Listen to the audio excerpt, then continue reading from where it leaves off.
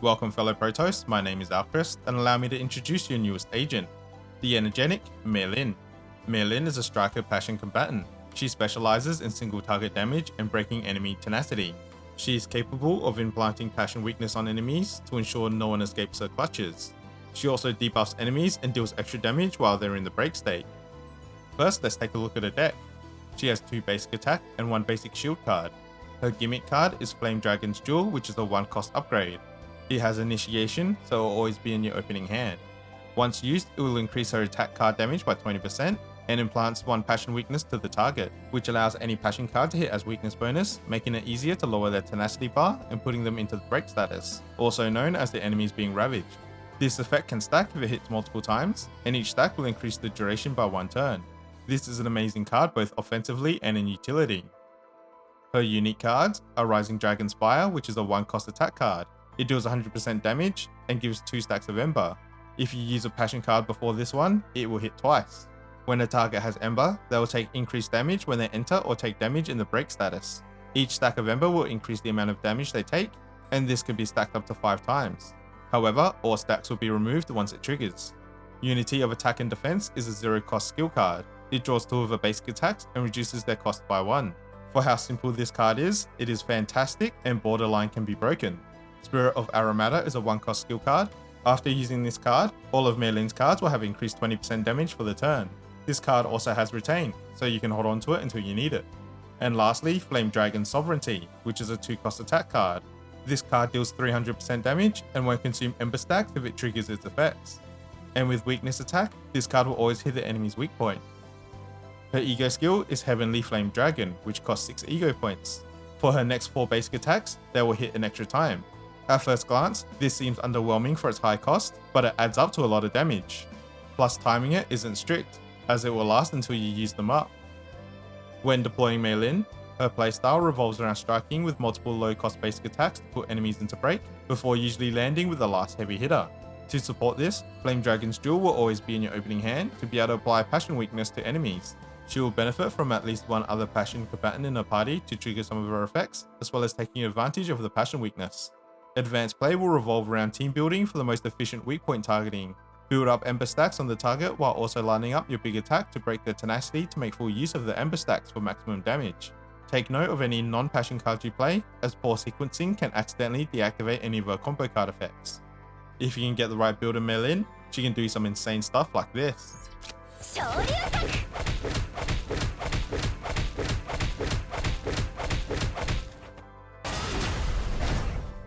On to her pros and cons. She is currently very future-proof. Being able to apply passion weakness, the ability to break enemies, and drawing lots of low-cost cards, she has a lot of future potential with future combinations. Once a passion controller is introduced, Mei Lin stonks are going to skyrocket. She also has epiphanies that exhaust cards or buff other passion units. The sky's the limit with Mei Lin. And that's not even mentioning her incredible single target damage potential. As for her cons, she has no AoE cards or epiphanies, making her a single target specialist only. Her ego skill is expensive, and unlike other burst ego skills that deal immediate damage, she needs to be able to play multiple basic cards to get the full use. When it comes to partners, her best pairing is Marianne. She increases Mei Lin's damage to enemies that are in the break status, while also adding a little bit of extra damage to her basic attacks. Her ego skill costs 3 points and simply deals 350% damage.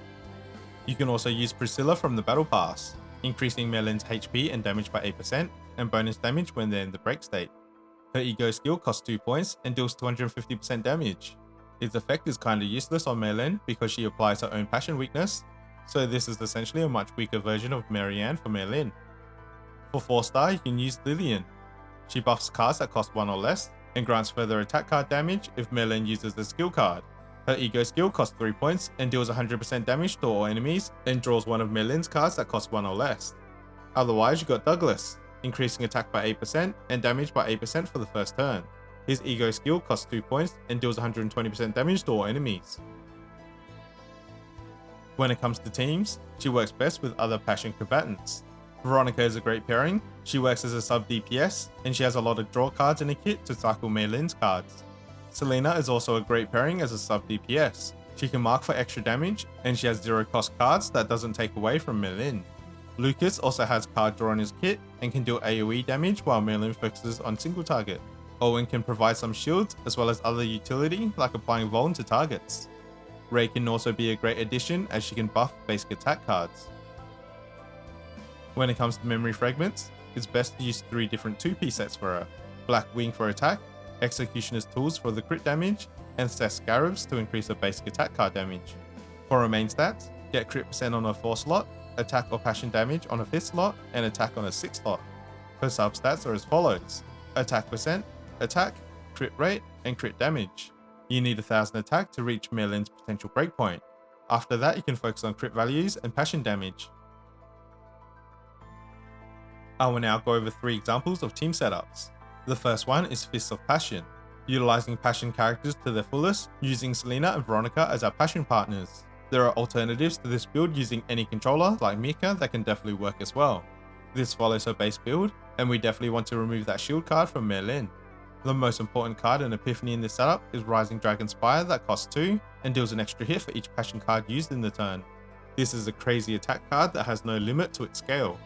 With Unity, move own 2 basic attack cards to hand is the best one in general for any Mei Lin build, as our other versions do not move cards that are in the used pile while this one does, making her basic attack cards repeatable.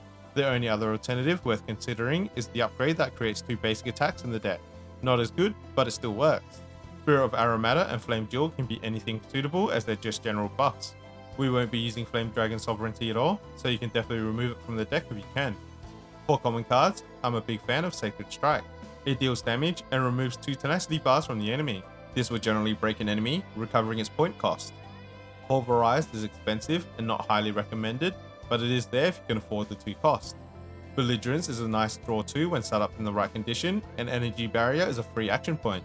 Taking a look at the deck, the whole idea is to draw and use as many passion cards as possible, then saving 2 action points for Rising Dragon Spire to end it all. Unity of attack and defense is insanely powerful as it adds 3 to the combo on its own with 0 action points used.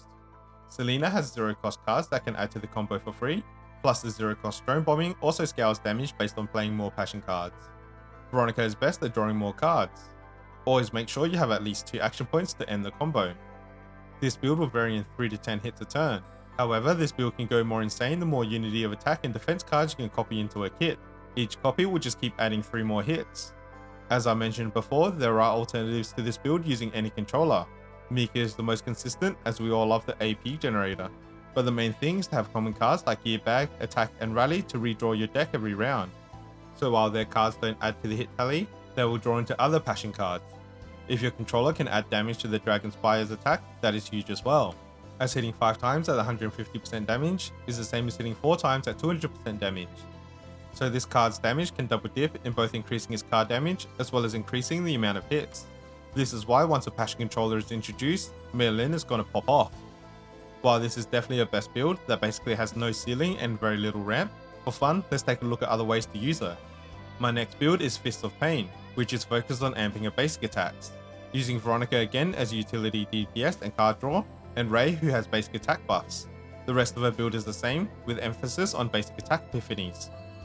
The hardest part of this deck is having 2 different versions of unity of attack and defense. You really want both to be the most efficient, as one is a permanent 100% damage upgrade to basic attacks, while the other lets us repeat basic attack multiple times. Having only the upgrade isn't great as you only have 2 basic attacks to cycle for, and without it makes a basic attack lose out on a lot of potential. However, if you can get both, it's quite the powerhouse. With Strike of Darkness, a single basic attack is at least 280% damage, then you amp it up with buffs from Resonating Darkness, Flame Dragon's Duel, and Spirit of Aramata. If you can add on Dark Condensation and Predator's Blade buffs as well, a single basic attack card is going to hit like a truck. And then finally, adding Rising of the Dragon Spire or her Ego skill, it'll be like the enemies getting hit with multiple trucks. This deck is harder to build and has more ramp than the first, but it can definitely compete in damage.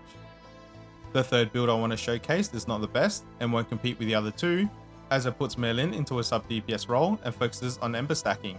I haven't listed any suitable agents because she works with any DPS. However, this is mainly when you're pairing the right DPS to the right enemy weakness, as Ember relies on breaking the enemy's tenacity. For this example, I've used Rin and her associated support, so this would be into a void weak enemy. Remember that Ember can stack up to 5 times and adds 30% more damage per stack, so that's 150% damage boost to enemies that are broken or ravaged. Playing this does require good timing, as all 5 stacks are consumed upon activation, so you need to time your big DPS hit with breaking the enemy. As I said, this isn't the best, but I like showing 3 potential builds in my guides. This one is a bit of a stretch and experimental at best, as it's hard to compete with Mei Lin's first build. We'll finish off by looking at her potentials and Manifest Ego. Mei Lin's first potential adds Ember to her basic attack cards. Not game changing, but nice to have. Mei Lin's second potential adds 5% damage to her basic attacks, and another 5% if Mei Lin is above 500 attack. And Mei Lin's third potential gains an extra 4% weak point damage, and another 4% at 1000 attack. As for a Manifest Ego, at E1, Flame Dragon Sovereignty is a guaranteed crit on broken enemies. At E2, Mei Lin adds Ember if her cards deal damage.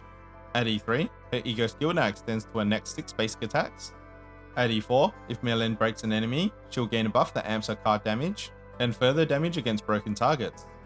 E5 is the generic increase to cards, and at E6, if her E4 triggers twice, she will deal a small attack and inflicts 3 Ember to all enemies. And that wraps up this introduction to Mei Lin. I hope this guide helps, and please share your Mei Lin builds, as the roguelike nature of this game will create endless builds. Until next time, see you on board the SS Nightmare Protoss.